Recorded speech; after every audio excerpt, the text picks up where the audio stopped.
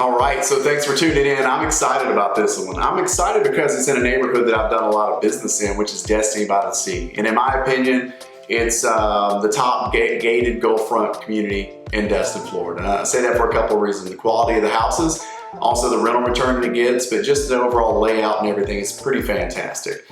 Gives you a pretty secluded beach in the middle of a very high trafficked area. So what we've got for you today though is a Gulfront home that was built in 1999. Now a couple of key points. We don't see Gulfront homes come on the market in there very much. Number two, we don't see them where they're a little bit dated and maybe you could go in and put your own touch on it or create some value for a resale down the road. So again, 1999 on a 50-foot lot in Destin by the Sea, 3,400 square feet. Excited for what we're gonna do with this video is I'm gonna walk you through it, okay? I'm gonna show you the house. You're gonna come up with your own probably things in your head that you'd like to do to it, get some experience, hear my comments on the floor plan itself. And then after the video, I'm gonna come back to you and kind of give you my overall thoughts on highest and best use and some things that I would do. But just watch the video, see what you might do, and then stick around at the end to kind of hear my overall thoughts.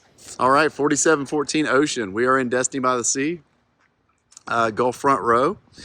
1999 house, about 3,400 square feet, okay? Which honestly is not a large house for a 50-foot lot. You know, we've had 7,000 square foot houses, some give or take, on 50-foot lots. But let me show you what this gives you. You come straight in and you're kind of greeted with this courtyard area. So one might say, man, you could have really maximized the footprint for a house, but you also have this nice little gathering area. And I'll show you what that does around front.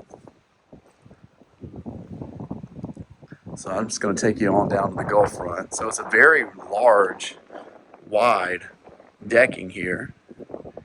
Okay, this will be the front of the house. This balcony right here comes off the living room, which I'll show you in a minute. Then you have an additional seating area down here. Now, first question that may come up is, Casey, can you put a pool right there in that section? Likely not, but could explore it. Most of the pools in here are in line with the house decks that you see down the way. You know, like straight out through here in line with the houses. But since they have this here, it's worth exploring to see if one could get permitted. Incredible beach day.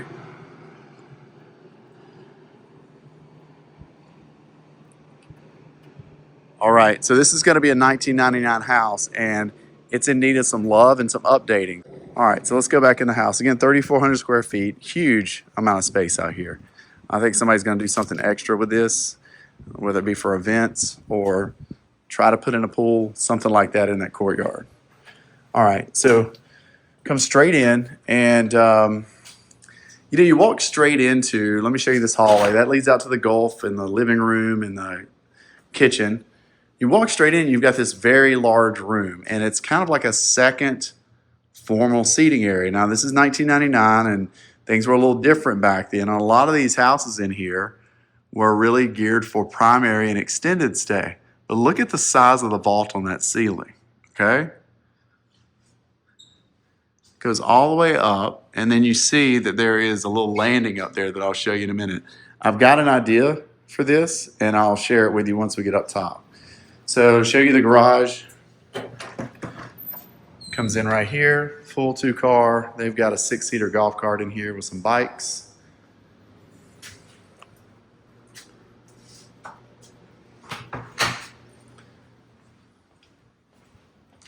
So here going down the hall, this is a full bath. So this would be double vanity, full shower. And this door right here would lead into that little second study or formal seating area, which I think is going to just become a bedroom. All right, nice staircase coming up here.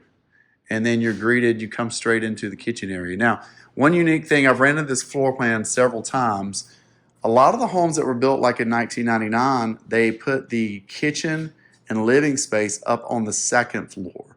The goal there was just to maximize the view at the main living spots. But in this one, you can see, you get plenty of view. This also makes it easier from the standpoint of getting in groceries, anybody in the house that might not want to deal with steps. So just kind of having the living room and kitchen all on the single first level is ideal for the majority of the marketplace. But really incredible views.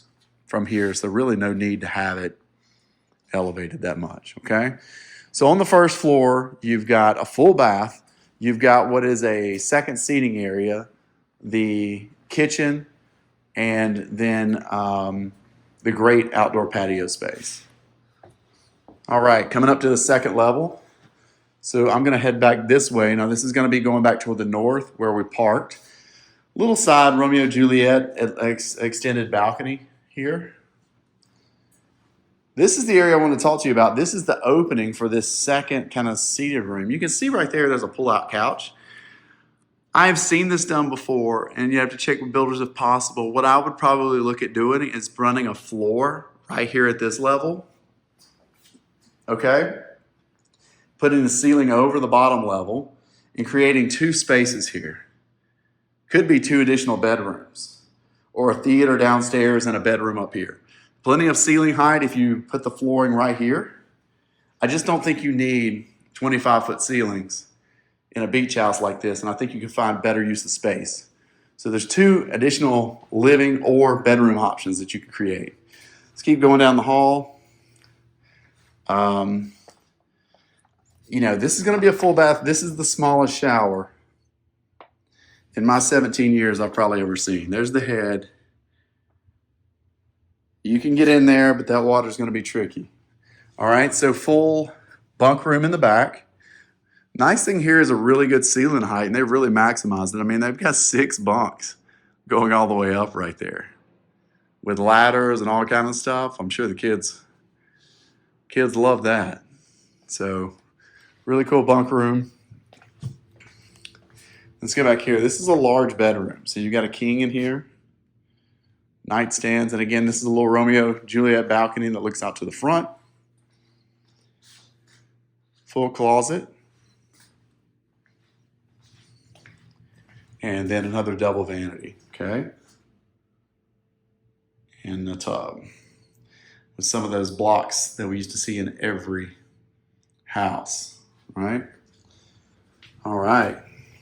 So let's keep going to what would be the third bedroom. There's that little space again that we're going to turn into something.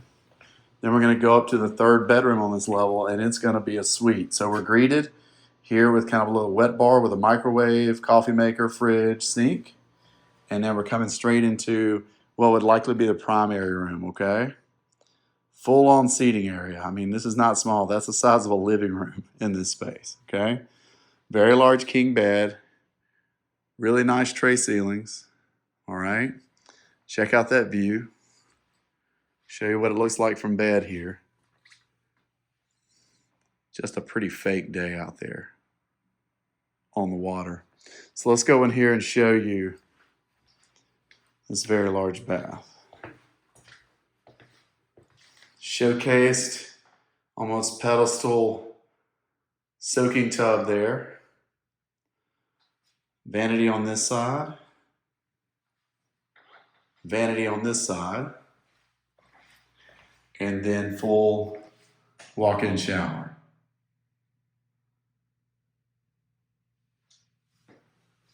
So really huge space, really large primary, big closets, an amazing view, and balcony that runs the length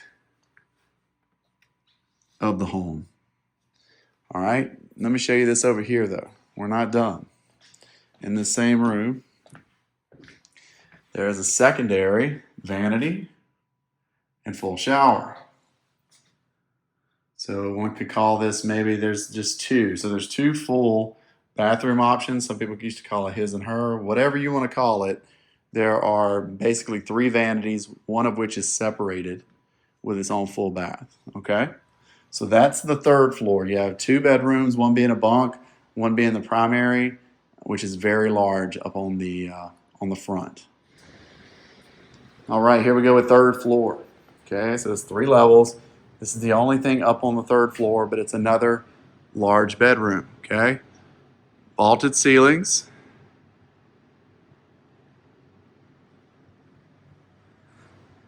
Another incredible view. Just amazing. Look at that. All right, so Give you that view from bed, looking like that. Again, those colors look fake today. All right, you have a small kitchenette up here. This comes in handy just because there's no elevator in this house, so having a fridge on each level saves the constant need for going up and down a lot. You can stock that, keep coffee up here, things like that. Double vanity, full shower. Okay. And that concludes the third floor. All right, so good walkthrough. I think you got a good sense of what all was going on and what was maybe the most compelling points. I think that overall, you want to get greedy with a lot like this because you walk in and you see that much room. And I know my first thought was, man, it's a 50-foot lot and a 3,400 square foot home. You know, if I tore this house down, I could maximize it, probably put a 6,000 square foot home on that. And that's true. But the costs involved and things like that. So let's just focus on the house that's there. I think there's great opportunities still. Everything's relative to the purchase price that you can get it for. But I think there's a couple of things you can do. Number one, I think the floor plan overall is good, but I think there's some improvements that can be made. The first one that I would do is when you first walk in, you remember that tall 25-foot ceiling, open secondary sitting area. I think I would tackle that and make that a theater situation on the bottom, maybe a bedroom above, figure out how to work that so that you could floor that off. I do believe that's possible because I've seen scenarios like that done. And I think you could create either a separate secondary living space with theater room or 2 extra bedrooms, okay? So a couple of options there that could enhance the overall effectiveness on the rental, and then I think the desirability of the marketplace. Nice thing is there's a bedroom right next door to the one downstairs, so if you wanted to just do 2 bedrooms, there's already a full bath right there off of that one. Number 2, I think you tackle all that free space that you've got. Look, it's a big lot, and the house doesn't fill it completely, so I think you can enhance that outdoor space. I'm not sure about the possibility of the pool, but I would explore it possibly on the east side of the home where that large width is as you come in the front door. I think there's a configuration you can figure out there. And it doesn't have to be a big pool for Gulffront. As long as it's a dipping pool, you can see your return on investment pretty easily. Other than that, there's a lot of cosmetic work that you just go through the house on, but overall I really like the floor plan.